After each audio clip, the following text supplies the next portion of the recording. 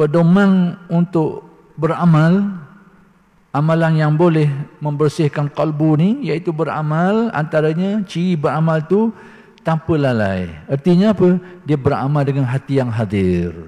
Kalau dalam solatnya khusyuknya, kalau dalam puasanya tu ada penghayatan puasanya. Kerana puasa ni pun sama juga, dia aspek zahir dia ada aspek batin dia. Aspek zahir, tahanlah, tak makan, tak minum lah, dan tidak melakukan perkara yang membatalkan. Aspek batin, dia ada aspek batin dia juga. Banyak perkara yang berkaitan dengan aspek batin dalam puasa ni yang perlu dihayati. Tanpa lalai dan malas, dengan erti ibadah-ibadah yang menyumbang kepada pembersihan diri ini, ibadah yang dilakukan dengan bersungguh-sungguh. Itu masuk tanpa malas tadi tu. Dengan erti kalau kita laksanakan ibadah-ibadah yang kita laksanakan itu dalam keadaan kita sambil lewa panggil, malas, capung malas je. Adat kata ghalibnya tidak banyak menyumbang kepada penyucian jiwa.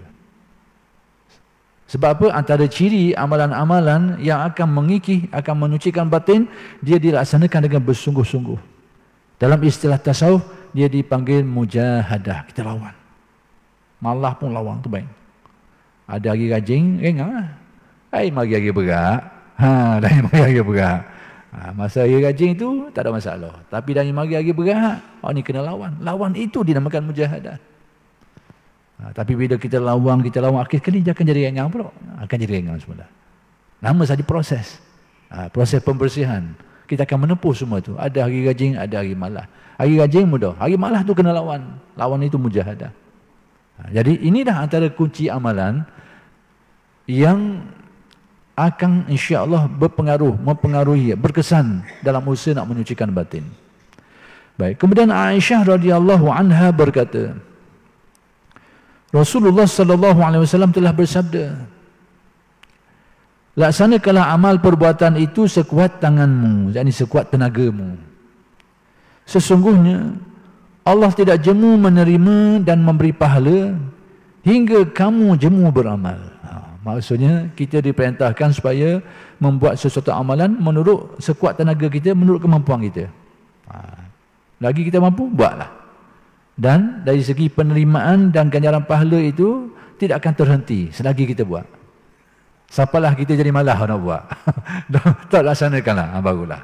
Maksudnya kalau selagi kita melaksanakannya, maka selagi itulah dinilai oleh Allah, diterima oleh Allah Subhanahu Wa Taala. Baik. Dan seutama-utama amal perbuatan itu, kata Aisyah, kata Nabi sallallahu alaihi wasallam seperti yang diriwayatkan oleh Aisyah, seutama-utama amal perbuatan itu ialah yang terus menerus, yakni dawam dilakukan meskipun sedikit. Jadi amalan-amalan yang utama ni dari satu segi, iaitu yang cirinya itu istiqamah walaupun sikit. Baik, tentang amalan-amalan keutamaan ni kita boleh tengok dari pelbagai sudut. Ni nak, bila orang tanya kita hari ni nak cari amalan-amalan afdal, amalan apa yang paling afdal? Baik, nak tentukan sesuatu amalan afdal tak afdal ni kena tengok dari banyak arah, banyak angle. Sebab itu jawapan Nabi terhadap pertanyaan sahabat tentang afdaliyah ini berbeza-beza. Ada di antara sahabat Nabi tanya amalan afdal untuk dia apa benda? Al-jihadu fi sabilillah. Itulah keadaan sesuai untuk dia. Tapi ada riwayat yang lain bila ditanya tentang amalan paling afdal ini, sembahyang pada waktunya. Bahkan ada riwayat-riwayat yang menyebut bila sahabat tanya tentang amalan paling afdal, dia kata jaga kedua ibu bapamu tu, jaga mak ayahmu tu. Waktu lebih afdal lagi. Sebab apa lain-lain ni? Kerana menurut keadaan orang yang bertanya itu. Jadi berkaitan dengan afdaliyah ni, keutamaan amalan ini, pertama sekali angle-nya, arah yang kita nak tengok adalah menurut keadaan orang yang bertanya.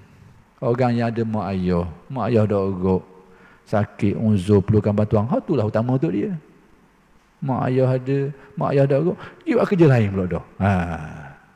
Maka itu tidak utama untuk dia. Orang tak ada kerja lain, mungkin tak ada urusan tu, maka sembahyang pada waktulah utama untuk dia. Bergantung keadaan. Itu satu. Yang kedua, tentang afdaliyah ini, tentang ciri amalan. Aspek afdaliyah ni, aspek keutamaan amalan ini dilihat dari arah sifat amalan tu. Bukan jenis amalan tu, tapi sifat dia. Maksudnya tak kira lah semayang ke, puasa ke, sedekah ke. Ciri apa? Adwamuha, berterusan walaupun sedikit. Wa in qalla. Hari ni habis poseng, esok sepasang dah tabung. Tak kira pergi sedikit tak sepasang, esok tak sepasang. Tak banyak, tapi hari-hari dia buat. Kata Aisyah, itulah amalan paling afdal. Jadi yang paling afdal itu dari angle ini, dari arah ini, bukan jenis amal tadi. Yang pertama tadi saya beritahu, afdaliyah itu adalah jenis amal yang berbeza.